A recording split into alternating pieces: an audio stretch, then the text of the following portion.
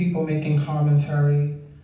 Interestingly enough, the ones I've noticed have been making the most commentary are wealthy Black people. Making the commentary about, we shouldn't be rioting, we should not be looting, we should not be tearing up our own communities. And then there's been an argument of the other side. We should be hitting them in the pockets. We should be focusing on the blackout days where we don't spend any money. But I feel like we should do both. And I feel like I support both. And I'll tell you why I support both. I support both because when you have a civil unrest like this, there are three types of people in the streets. There are the protesters, there are the rioters, and then there are the looters. The protesters are there because they actually care about what is happening in the community. They want to raise their voices, and they are there strictly to protest. You have the rioters who are angry, who are anarchists, who really just want to fuck shit up, and that's what they're gonna do regardless. And then you have the looters. The looters are almost exclusively there just to do that, to loot. Now, people are like, well, what did you gain? What did you get from looting? I think that as long as we're focusing on the what, we're not focused enough on the why. And that's my issue with that question. As long as we're focusing on what they're doing, we're not focusing on why they're doing. Some people are like, well, these aren't people who are legitimately angry about what's happening. Those are people who just want to get stuff. Okay, well then, let's go with that. Let's say that that's what it is. Let's ask ourselves why in this country, in 2020, the financial gap between poor Blacks and the rest of the world is at such a distance that people feel like their only hope and only opportunity to get some of the things that we flaunt and flash in front of them all the time is to walk through broken glass windows and get it. That they are so hopeless that getting that necklace, getting that TV, getting that chain, getting that bed, getting that phone, whatever it is that they're going to get, is that in that moment when the riots are happening, and if there's present an opportunity of looting, that that's their opportunity to get it. We need to be questioning that why. Why are people that poor? Why are people that broke?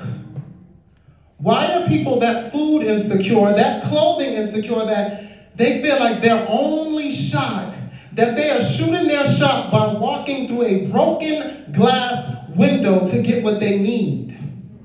And then people want to talk about, well, it's plenty of people who pulled themselves up by their bootstraps and they got it on their own. Why can't they do that?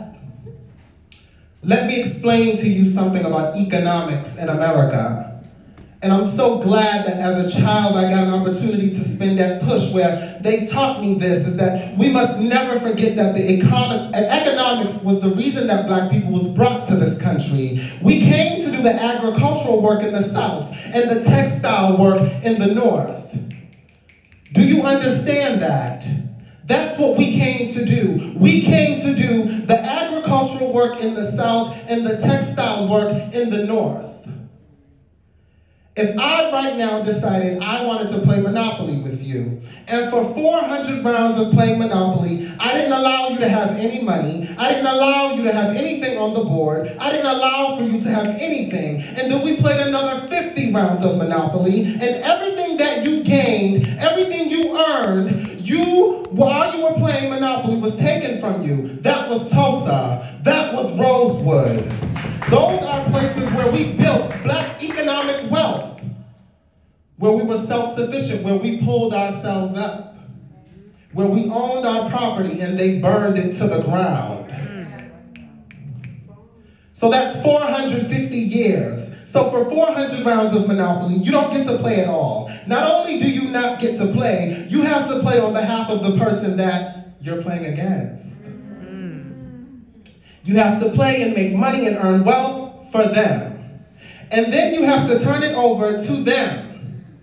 So then for 50 years, you finally get a little bit and you're allowed to play. And every time that you play, and every time that they feel like they don't like the way you're doing what you're doing, or that you're catching up, or that you're doing something to be self-sufficient, they burn your game.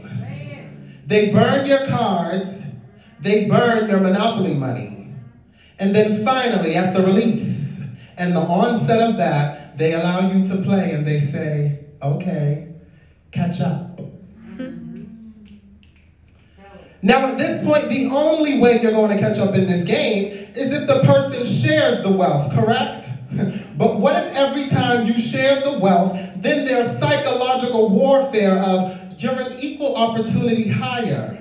So if I played for 400 rounds with you, and then I had to play and give you every dime that I made, and then for 50 years, every time that I played, if you didn't like what I did, you got to burn it like they did in Tulsa and like they did in Rosewood. How can you win? How can you win? You can't win. The game is fixed.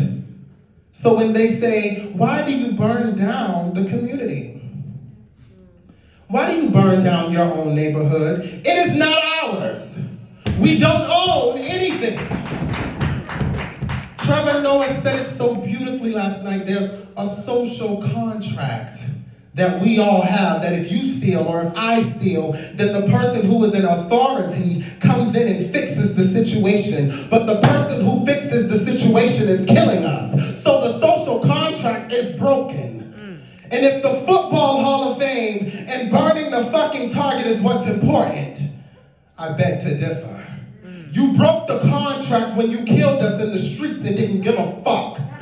You broke the contract when for 400 years we played your game and built your wealth. You broke the contract when we built our wealth again, pulled ourselves up by our bootstraps, and Tulsa, and you dropped bombs on us. You broke the contract. So fuck your Target and fuck your Football Hall of Fame. Far as I'm concerned, they could burn this bitch to the ground, and it still wouldn't be enough. And they're lucky that what black people want is equality and not motherfucking revenge.